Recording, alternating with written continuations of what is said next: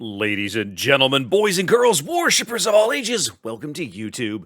My name is SeaRaptor, and today we are back with a battle report from the bridge of one of the most controversial ships in all of World of Warships.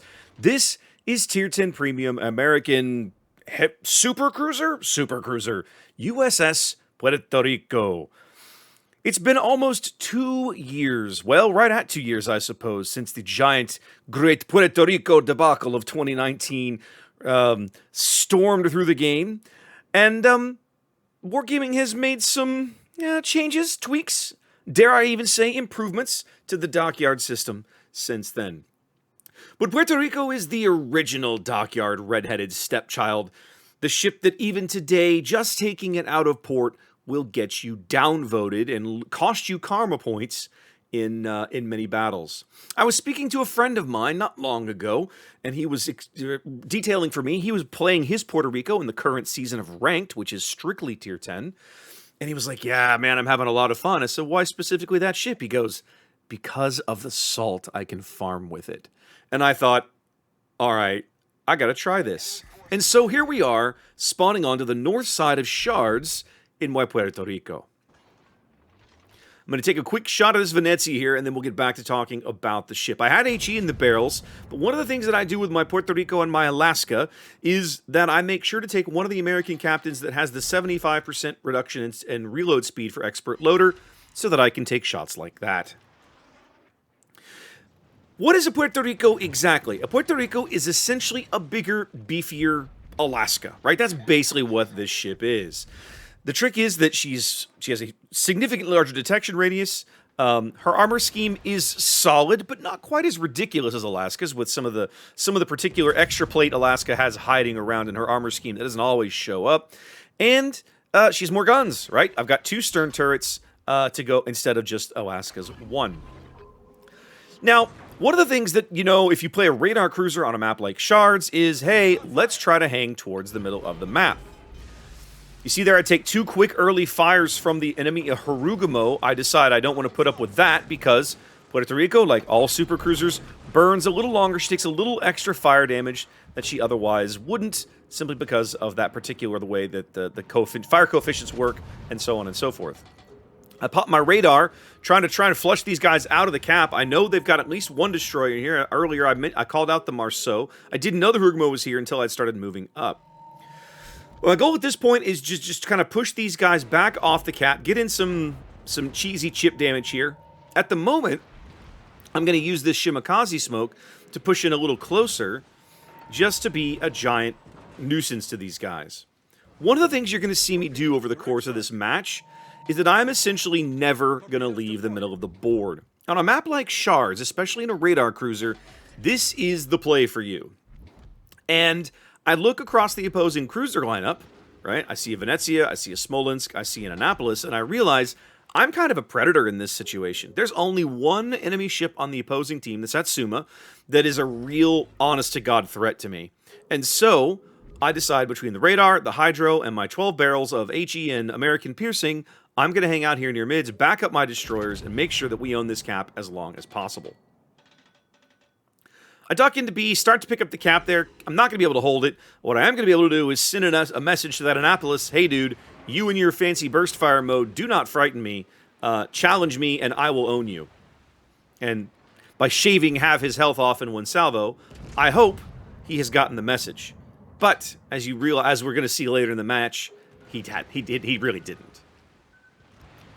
Friendly Shimakaze has moved in to pick up the cap here. So we're gonna allow that to occur. We should sit here and play back up to him. Maybe take some pot shots at the Venezia. Oh, Venezia smoked. Womp womp. Still looking for shots here. Annapolis decides to tangle with me again. So it's alright. We'll come back to port. Try and get all 12 barrels downrange when I take this shot.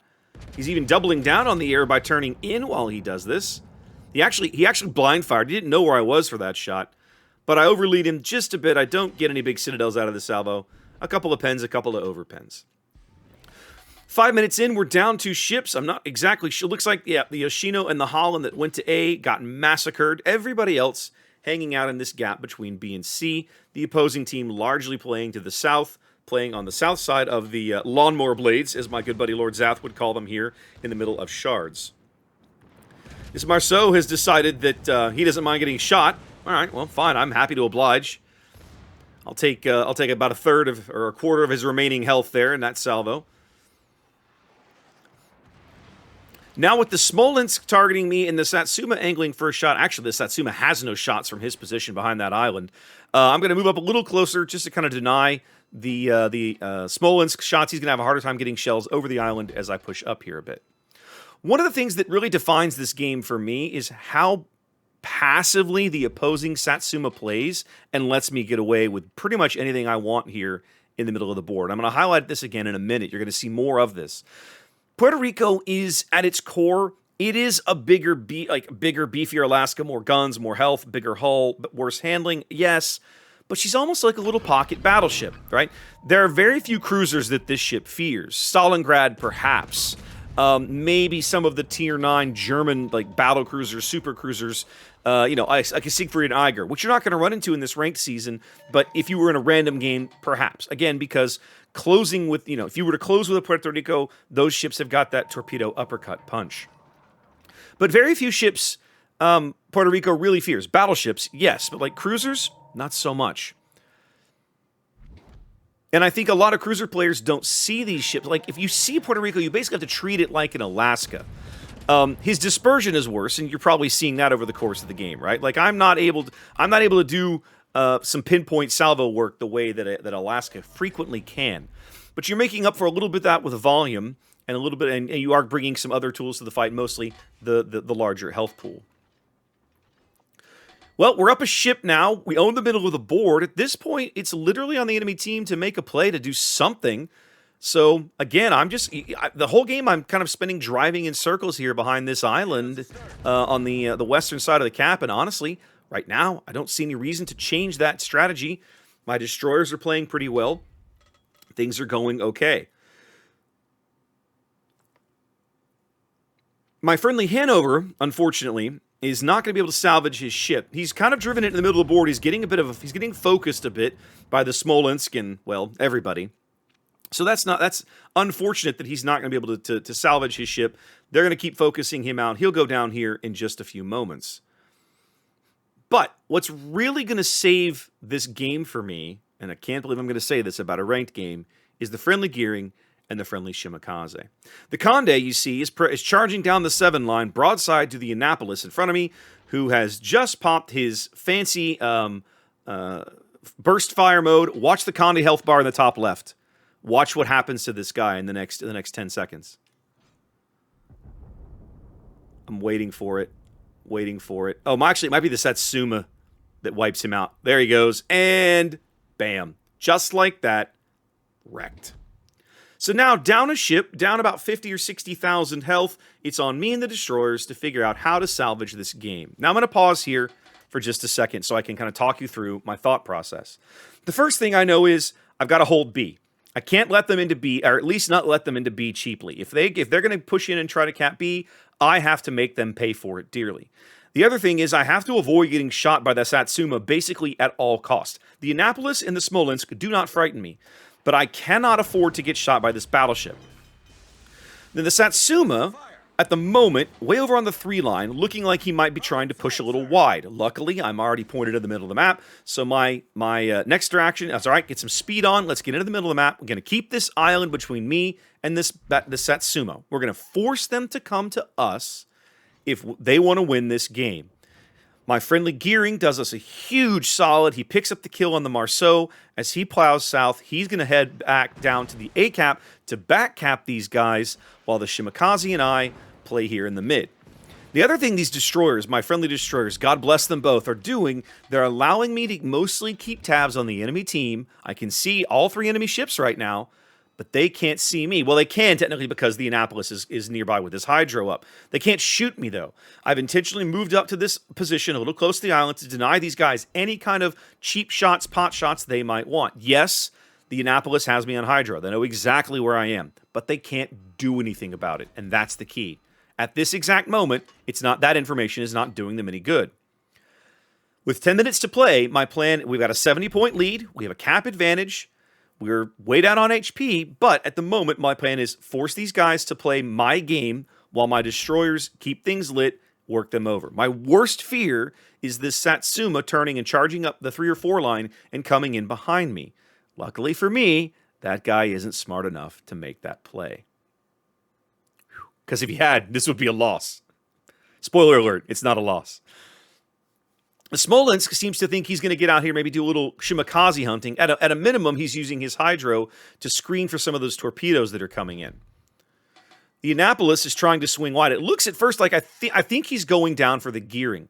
And I don't really know where the Satsuma is, but I do know that in a moment I'm going to have shots on this Annapolis. I thought the Smolensk might be trying to come up the 4 line. He declines. He turns back into the middle of the board. Still not able to see me.